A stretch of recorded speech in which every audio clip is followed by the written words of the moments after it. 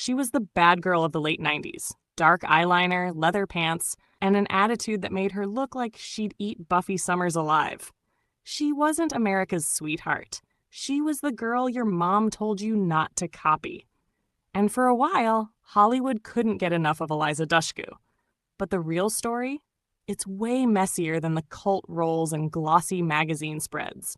Behind the sarcasm, the Maxim covers, and the fanboys on internet forums was a young actress who saw the ugliest parts of Hollywood up close, then had the guts to speak out, even when it cost her everything. Before we dive in, make sure you hit subscribe, because trust me, you don't want to miss how this bad girl turned whistleblower flipped Hollywood upside down. All right, let's start at the beginning. Eliza Patricia Dushku was born in Boston in 1980, the youngest of 4 siblings. Her family was more about books and politics than red carpets and cameras. Her mom was a professor of political science, the kind of woman who could take apart a foreign policy debate in a single breath. Her dad worked as an administrator and teacher. It was the kind of household where brains were valued over beauty, and education was treated like oxygen. Eliza herself? She wasn't exactly supposed to be an actress. She was accepted to Suffolk University and had every plan to actually go, until Hollywood knocked on her door before she even had the chance to decorate a dorm room. By 14, she was already making her way onto film sets most adults could only dream about. Her first major role? This Boy's Life in 1993, starring a baby-faced Leonardo DiCaprio and a terrifyingly intense Robert De Niro. Not exactly kid-friendly training wheels. And then, just a year later, she's playing Arnold Schwarzenegger and Jamie Lee Curtis's daughter in True Lies, a James Cameron action blockbuster, where she spent her teen years learning stunts and sarcasm on set instead of algebra in a classroom. And here's the thing. From the very beginning, Hollywood noticed she had something different. Eliza wasn't the usual perky child star. She wasn't cookie-cutter cute. She had edge, charisma, a mix of toughness and vulnerability that made her magnetic, even as a teenager. But nothing, and I mean nothing, prepared her for what happened in 1998. She auditioned for a guest role on a quirky little WB show called Buffy the Vampire Slayer. The idea was simple. Add another Slayer into the mix, shake up Buffy's world for a few episodes, and then send her on her way. Just a temporary troublemaker. But when Eliza stepped on screen as Faith Lehane, something electric happened. Faith wasn't Buffy's sidekick. She was Buffy's shadow. Where Sarah Michelle Gellar's Buffy was polished and heroic, Faith was raw, broken, unpredictable, and just dangerous enough to make audiences lean closer. She wore black leather, cracked jokes mid-fight, and carried that Boston accent like a badge of rebellion. Fans ate it up. The role was only meant to last 5 episodes. Instead, Faith exploded into one of the most talked about characters in the entire franchise. She was the dark mirror of Buffy, the girl who would smoke in the bathroom, sleep with your boyfriend, and then stab a vampire through the chest without breaking a sweat. And Eliza, at just 17, became an instant cult icon. Of course, cult fame comes with cult fans. She later revealed that some of her fan mail came from men on death row. Yes, actual inmates writing her love letters from prison. That was her welcome to Hollywood. From that moment on, Eliza was typecast as the rebel, the bad girl, the femme fatale in training. And for a while, she didn't mind. She once laughed, "It's easy to play a bad girl. You just do everything you've been told not to do." But Hollywood has a way of twisting that. She was still a teenager, barely old enough to vote, yet directors, producers, and the press treated her like she was already a full-grown femme fatale, projecting danger and sex appeal onto someone who hadn't even graduated high school. Faith put it on the map. But it also locked her into an image that was going to follow her through the next decade. The dark girl, the rebel, the bad influence. And as the new millennium rolled in, that image was about to be supercharged. Cheerleaders, horror movies, Maxim spreads. Eliza became the face of early 2000s rebellion, but behind the cameras, the cracks were already showing. By the early 2000s, Eliza Dushku wasn't just that girl from Buffy. She was becoming something bigger, Hollywood's go-to rebel princess. Casting directors wanted her edge. Studios wanted her leather and eyeliner charisma. And teenage fans wanted to be her, while parents wanted her nowhere near their children. Her next big move? Bring It On. Yes, the cheerleading movie. At first glance, you'd think Eliza would have laughed that script right out of the room. A perky high school comedy about pom-poms and pep rallies? That was about as far from Faith Lahane as you could get. But here's the twist. Eliza made it work because she didn't play the peppy cheerleader. She played the outsider, the Boston tomboy who crashes into the cheer squad with a smirk and a back handspring that made everyone else look basic. It was perfect typecasting. She wasn't supposed to fit in. She was supposed to shake things up. And in doing so, she became the most memorable character in the entire film. While Kirsten Dunst gave us America's sweetheart vibes, Eliza gave us the cool girl, the rebel with natural eyeliner, the one who looked like she'd spike the Gatorade just to see what would happen. The movie blew up, $90 million at the box office, and suddenly Eliza wasn't just a cult favorite anymore. She was mainstream. She was everywhere. From there, the early 2000s became her playground.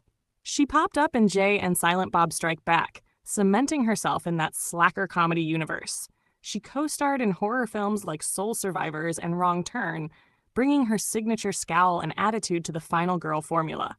Hollywood had carved out her brand, the bad girl who could survive anything.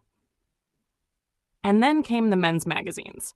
If you were alive in the early 2000s, you remember this era, the reign of Maxim, FHM, Stuff, and endless Hot 100 lists. And Eliza was right in the middle of it. She became a staple cover girl, presented as the leather-clad dream girl who'd break your heart and steal your wallet. Maxim especially adored her, plastering her across glossy spreads with captions that leaned into the dangerous beauty trope. And while fans loved it, Eliza later admitted that she felt like Hollywood had her in a chokehold. She was barely in her 20s, yet directors were pushing her into roles that revolved around seduction, rebellion, and danger. And the press? They fed into it, painting her as this untouchable bad girl, even when she was just trying to navigate early adulthood like anyone else. Meanwhile, the Buffy fanbase wasn't letting go. Faith had taken on a life of her own, and the studio knew it. Eliza was invited back again and again, first on Buffy, then on Angel. Every time she returned, the ratings jumped. Faith wasn't just a character anymore. She was a cultural phenomenon. Fans wanted more, and for a hot second, the WB even considered giving Eliza her own spin-off. But in true Hollywood fashion, the network got cold feet. Executives worried she was too edgy to headline. So instead, Eliza got her own starring vehicle on Fox, True Calling. It was a supernatural drama where she played a med student working in a morgue who relives days to stop people from dying. The concept was interesting, kind of like Groundhog Day meets CSI. But here's the thing, Fox never really knew what to do with Eliza. They wanted her to be accessible, girl next door enough for primetime audiences, while still leaning on her bad girl cred. The result? A show that never found its footing. Critics panned it, ratings dragged, and by season 2, True Calling was dead in the water. For Eliza, it was her first taste of Hollywood's fickleness. 1 minute, she was the edgy breakout star who could do no wrong. The next, she was box office poison because a network show didn't land. But behind the scenes, she was dealing with far bigger problems than bad reviews. Hollywood had already started testing her limits. The casting couch whispers. The producers who pushed her into uncomfortable situations. The industry men who thought her bad girl persona meant she was fair game. Eliza was still playing along on the surface, smiling on red carpets, doing the photo shoots, taking the roles, but underneath the fractures were deepening. The industry was about to show its ugliest face, and Eliza? She was about to stop playing nice. By the mid-2000s, Eliza Dushku was living every fanboy's dream version of her life. She was Faith, she was the cheerleader in Bring It On, she was gracing Maxim covers in black leather. On the outside, it looked like she had mastered the Hollywood bad girl brand. But the truth was, Eliza had been carrying something much heavier than fame or attitude ever revealed, something she had kept quiet for more than 2 decades. It went all the way back to the beginning. Before Buffy, before the cult fame, before anyone knew her name. She was only 12 years old when James Cameron cast her as Arnold Schwarzenegger's daughter in True Lies. For most kids, that would have been a dream gig. Eliza got to dance, act alongside Hollywood royalty, and hold her own in a blockbuster action film. But the set wasn't the safe, magical place a child actor should have had. Instead, it became the scene of one of the darkest chapters of her life. In 2018, at the height of Hollywood's reckoning, Eliza broke her silence. In a Facebook post, she accused stunt coordinator Joel Kramer, who was in his mid-30s at the time, of luring her to a hotel room under the guise of going swimming, and then molesting her. She described the lights being dimmed, a towel around his waist, the movie Coneheads flickering on the TV as her childhood ended in an instant. And if that weren't chilling enough, Eliza recalled that after she confided in an adult friend, she suffered broken ribs in a stunt accident the very same day. She suggested this might not have been a coincidence, that she had been silenced, punished for daring to speak. Kramer denied everything, calling her story lies and hyperbole. But the fallout was immediate. His agency dropped him. Former colleagues distanced themselves. Eliza's set guardian even came forward to say she believed every word. And then James Cameron, who had directed True Lies, publicly called the story heartbreaking, praising Eliza's bravery and lamenting that no one had told him back then, because, in his words, there would have been no mercy. Her co-stars rallied too. Jamie Lee Curtis, Arnold Schwarzenegger, Tom Arnold. One by one, they backed her up. But for Eliza, this wasn't about Hollywood making statements. This was about reclaiming something that had been stolen from her when she was a child. She admitted the trauma followed her for years, shaping how she moved through the industry, shaping her roles, even shaping that tough girl mask that fans adored. Suddenly, the bad girl of Hollywood wasn't just a persona. It was armor. And that armor was about to get tested again. Because just when it seemed like she had fought her way into the leading lady club, Hollywood reminded her exactly how disposable she was. By the time Eliza Dushku stepped onto the Bull set in 2017, she was no stranger to Hollywood's toxicity. She had survived the pressures, the typecasting, the invisible rules that often determined a woman's worth on screen. But nothing could have prepared her for what came next. What was supposed to be a short 3-episode arc, a potential springboard into a major role, quickly became a lesson in harassment, retaliation, and the ruthless exercise of power. From the first days on set, Michael Weatherly, the show's star, allegedly crossed every conceivable line. His behavior, documented on the network's own recording system, was overtly sexual, demeaning, and aggressive. He reportedly offered to take her to his van, filled with all sorts of lubricants and long things. When she flubbed a line, he snarled, "I will take you over my knee and spank you like a little girl." He repeatedly referred to her as legs, groaning audibly over her ravishing beauty. He made crude jokes about powerful swimmers and vasectomy reversals, and he even mimicked penis jousting with another male cast member, right there in front of the crew. Even when prior harassment training had been conducted, Weatherly mocked it with a triumphant yellow card, turning a tool meant to prevent harassment into a weapon of ridicule. When Eliza confronted him, he reportedly dismissed her concerns, labeling her as having a humor deficit. "No one respects women more than I do," he added, gaslighting her with self-important charm that felt threatening rather than flattering, leaving her isolated among a crew unsure where the boundaries actually lay. Within 48 hours of speaking up, the trajectory of her character and her future on the show began to collapse. Talks of expanding her role evaporated. Showrunner Glenn Gordon Caron told her, "I didn't know how to write her character anymore." Scenes were cut. Storylines disappeared. Opportunities vanished, not because of performance, but because she refused to endure harassment silently. CBS leadership, rather than holding anyone accountable, enabled it. Weatherly texted CBS Studios president David Staff, casting Eliza as the problem, citing her sense of humor as an issue. Though Staff initially acknowledged her contributions, noting that Miss Dushku made the show better, the network ultimately sided with the star. Producers followed his lead, firing her mid-shoot. When she protested, Karen reportedly told her manager, "If Eliza wants to be out of the business by suing CBS, she can be out of the business." It was a chilling message. Speaking out had consequences, and the consequence was exclusion. CBS eventually settled, paying $9.5 million, roughly the salary she would have earned for 4 full seasons. But money wasn't the point. In a Boston Globe op-ed, Eliza exposed not just the harassment, but the network's culture of deflection, denial, and spin. Her settlement included a rare, unprecedented demand. CBS had to appoint a trained compliance monitor to oversee the set, a safeguard to protect future employees. She didn't just walk away with a check. She demanded accountability, a voice for those silenced. Behind the scenes, Eliza was also battling the lingering effects of past trauma and years of self-medicating. Her struggle wasn't only professional, it was personal. She had relied on alcohol and drugs to numb the weight of early experiences, roles that glorified danger and sensation, and an industry that often treated women as commodities.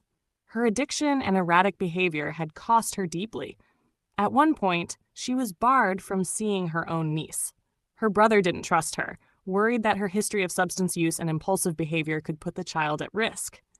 The very family she loved most had been forced to shield the youngest member from her, leaving Eliza feeling isolated, haunted, and profoundly guilty. By 2017, however, she was 16 years sober. Sobriety had given her something she hadn't had in years, a voice she could no longer silence, and the courage to speak out publicly. When she finally confronted harassment on Bull, it wasn't just about reclaiming her career or her dignity. It was about proving, first to herself, that she could stand unflinching in her truth. She went public, uncut, unafraid, and determined to demand not just financial compensation, but real systemic change. After the Bull ordeal and her $9.5 million settlement, Eliza Dushku seemingly walked away from Hollywood. By 2019, she hadn't appeared in any major films, quietly stepping back from the industry that had chewed up her voice, her boundaries, and her sense of safety. It was a retreat, yes, but also a pivot, a redirection towards something she could control: herself, her healing, and her future. In 2019, Boston Magazine reported that she had begun studying holistic psychology at Lesley University, a move that seemed almost symbolic, a deliberate turn toward understanding the mind, trauma, and human resilience. By 2020, she graduated, taking the first step into a world far removed from the glare of studio lights. But her journey didn't stop there. By 2023, the Boston Globe revealed that Dushku was pursuing a master's degree in counseling and clinical mental health, specializing in psychedelic-assisted therapies and addiction treatment, fields where her own history, struggles, and recovery could inform real-world impact. In September 2024, in an interview with Boston Magazine, she opened up about her work as a certified therapist, focusing primarily on psychedelic therapy for trauma patients. She became a vocal advocate for using psychedelics responsibly in mental health treatment, blending science and empathy, personal experience, and professional expertise. By June 2025, she completed her master's degree in clinical mental health counseling from Lesley University, fully establishing herself in a field dedicated to healing. Alongside this professional transformation, her personal life flourished. In June 2017, she became engaged to businessman Peter Palangian, and the couple married on August 18, 2018. Less than a year later, on August 1, 2019, Eliza announced the birth of their first son. 2 years later, in February 2021, she shared via Instagram that she was expecting again. And in August 2021, she welcomed their second son into the world. Family, therapy, and advocacy became her focus, a life deliberately curated on her own terms, far from the industry that had once sought to silence her. Eliza's story now is one of reclamation. She stepped away from the spotlight not out of defeat, but out of discernment. She reclaimed her voice, her agency, and her purpose. What was once a narrative of harassment and systemic betrayal has transformed into one of healing, empowerment, and impact.